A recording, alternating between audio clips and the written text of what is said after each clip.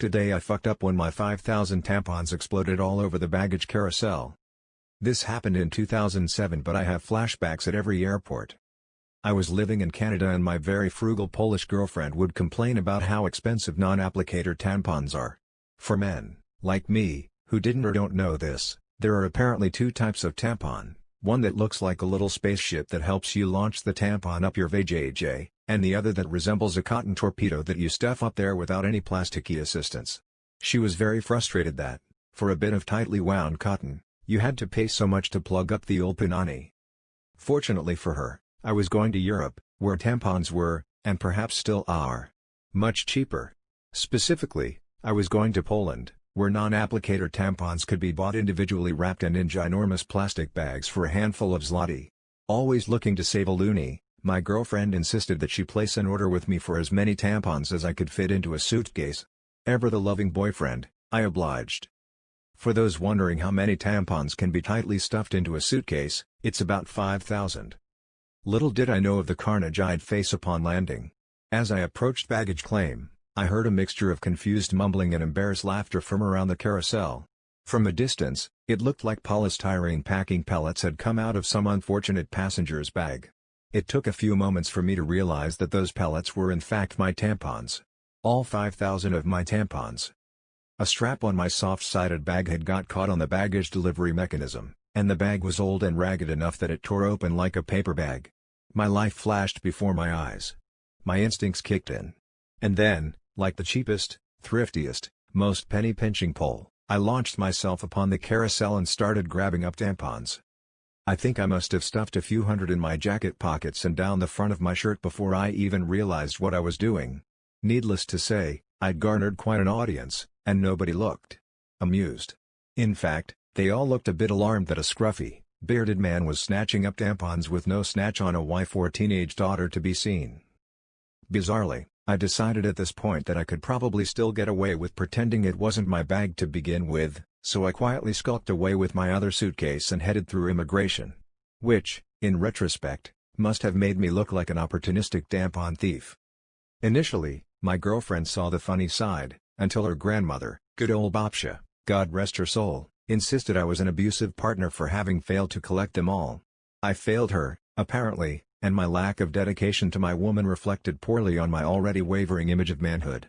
Babcia drove me back to the airport and insisted I fess up and try to collect the rest. Which is when I learned that the baggage staff have collected them up, and a bunch of employees had divvied them up to take home. So if you work at YVR and are still plugging up at the expense of my shame, you're welcome. My cheeks are as red as your tampons. Today I fucked up by breaking into a stranger's house to take a shit and getting caught on the toilet. Yesterday I went grilling in a park with my boyfriend's friend. The COVID restrictions are lifted in my country. After eating I felt like I need to run to the bathroom. My stomach was seriously upset. I've never been to the friend's house before, but he lived right up the street from the park. I said I need to go to the bathroom. He explained that it's the fifth house on the right and it's open. When I'm out of their sight, I start running faster and faster. I am the person who confuses left and right, apparently, especially in the stressful situations where I'm about to explode. I turn to the fifth house on the left, run up the porch, try the door and it opens.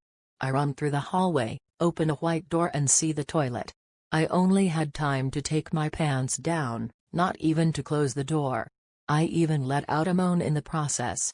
After the deed is done, I am sitting blissfully on the toilet, exhausted after running and feeling my stomach contracting back.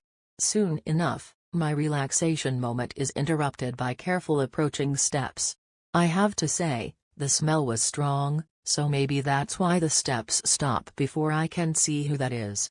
The door is not within reachable distance from the toilet, so I try to stretch as much as possible to reach the handle without lifting my ass and actually see a man standing in the hallway and looking at me.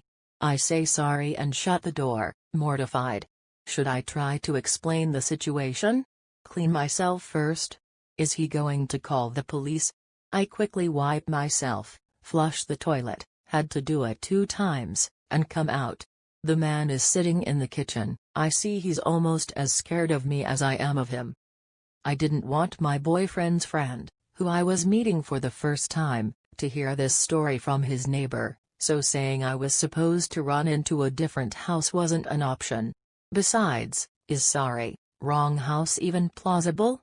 I just profusely apologized, saying I really needed to get to the toilet, and I feel like we're both in a silent agreement that I should just leave as soon as possible and stop this awkward situation. Back in the park, I simply said that everything went well and I found the house without problems. Now I am only hoping my boyfriend's friend is not close to his neighbor and won't hear this story from him.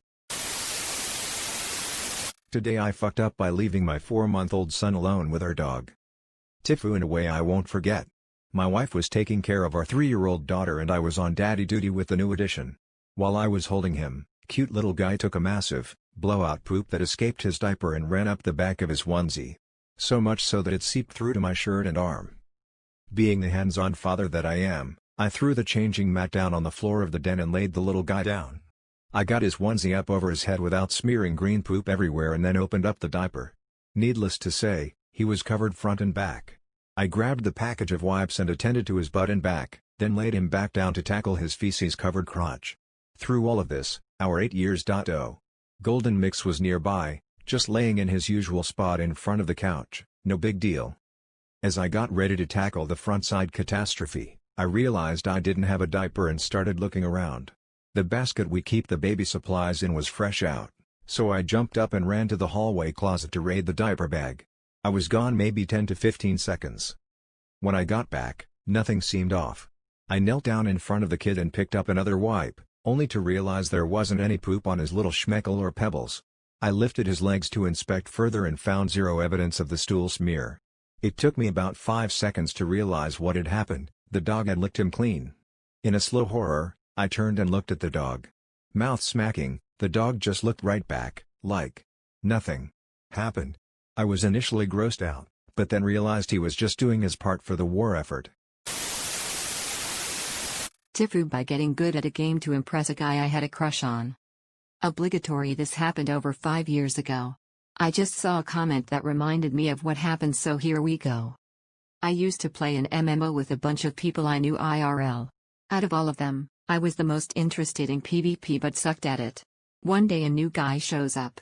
He used to play, but stopped for a few years. Everyone starts talking about how he was basically a legend, a god at 1v1s, was one of the former top players in the game, was so inhumanly good he got mistaken for a bot, etc. I immediately developed an awkward crush on him.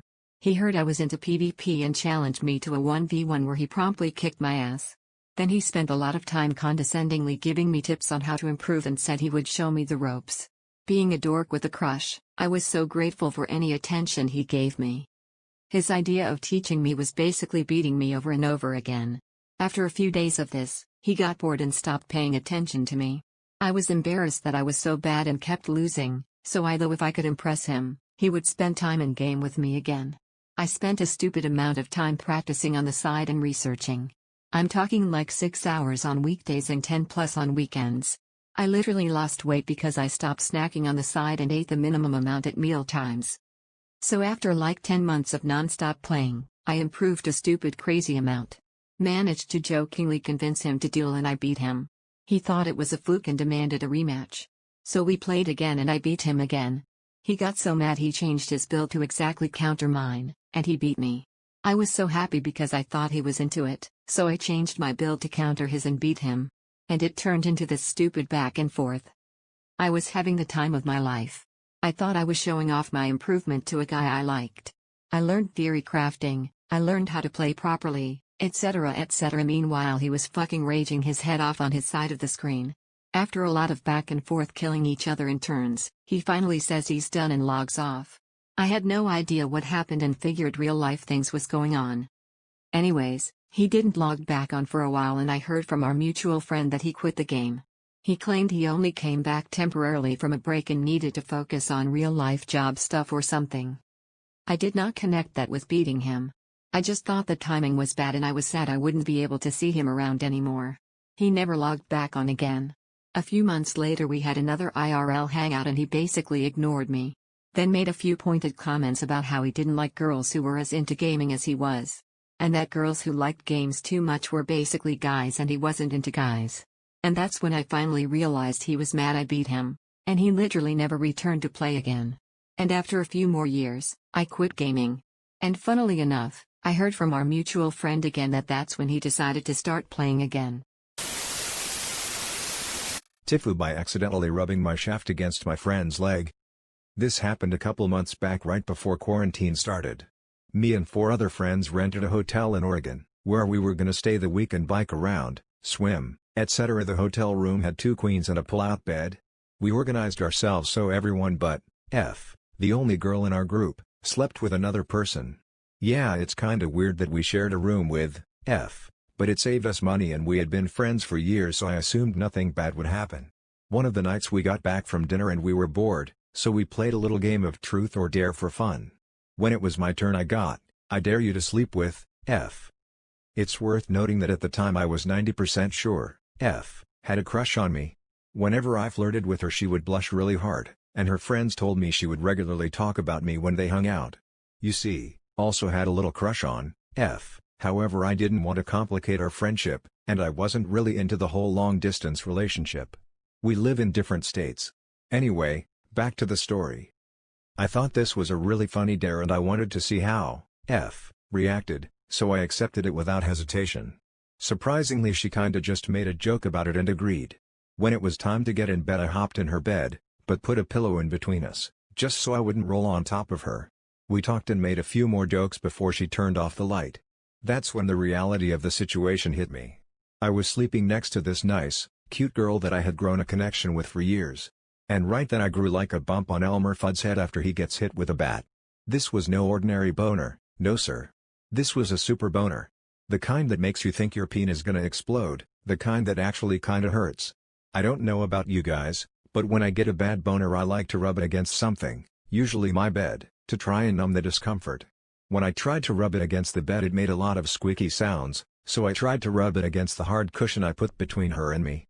It was working for a large amount of time, and I closed my eyes to try and think of something gross. When I felt it going down, that's when I heard her shift around. I opened my eyes to see her blushing, extremely bright red cheeks. King Rudolph would be jealous of this girl. I asked her if she was okay, because she looked sick.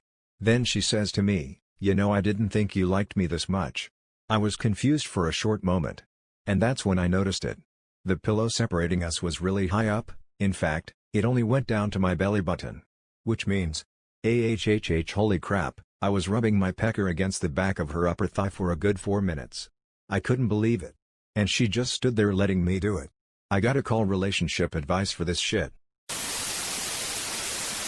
TIFU by asserting my dominance. So technically, this was years ago, yifu? But anywho. Here goes. To establish the scene, this was when I was in middle school. Our school is housed in a very pretty traditional building. It was established in the 1920s as a place of study for royal princes and such, and unfortunately for them, due to external extenuating circumstances not entirely in their control, they had to liberalize towards the latter half of the last century and start letting plebeians like me in. But that's not the point. The building of the school, having been designed in the 1920s, was gorgeous, sprawling, and had absolute fucking dungeons for the boys' bathrooms. Like, they were dark AF even during peak summers, and if it was even a little cloudy, we had to acclimatize the rods and cones in our eyes to the dark before we could proceed to a urinal to take a leak in peace. Now, of course, this being the 1990s, the bathrooms did have tube lights, but let's just say they were non-functional at the best of times. Scene established, onto the plot. 8th grade. Math class in progress. Me being me, a nerdy kid not wanting to miss a single second of math class so I don't fall behind and mess up my future chances of proving the string theory. Spoiler alert, that totally did not happen. The only strings I use right now are the ones in C++ and Python. Anyway, me intently following the math teacher, trying my best to ignore the growing discomfort in my bladder. 'Twas the season of monsoon, and your humble author had one too many drinks of water than was required. Ergo, the need to pee was getting stronger by the minute. It was a battle of wills, I tell you. Between the bladder and the brain, and one, which the brain was barely winning. Time was running out for me, and I knew, Just fucking knew I couldn't hold it in any longer, and suddenly, the bell rang. The math class was over. I was no longer bound by the unholy orders of the math teacher, and I broke free of my bonds. In short, I legged it. Our P teacher, had he been watching, he would probably have shed a tear or two, and sang praises to his Lord and Savior Jesus Christ, and announced to the world he had found his next track star, in a short and pudgy, nerdy kid. I raced to the boys' room, crashed through the door, only to be engulfed by darkness most dark. I couldn't see a thing, the damn tube light was on the fritz again. Conversely, I couldn't even keep holding it in to let my eyes adjust to the darkness.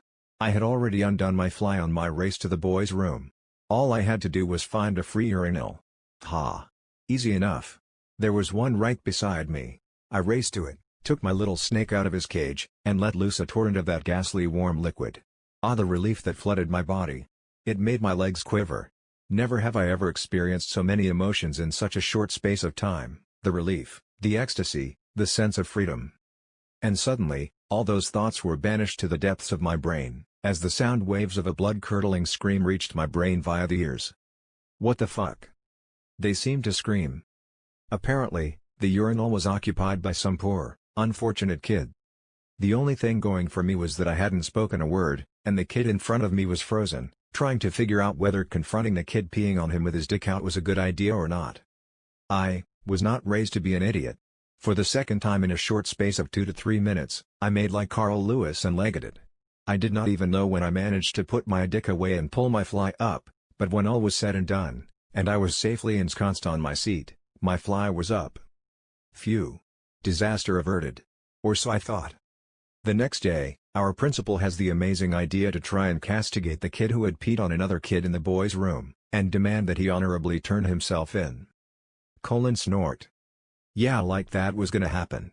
However, what did happen was, this triggered a whole bout of revenge peeing on random dudes in that particular washroom.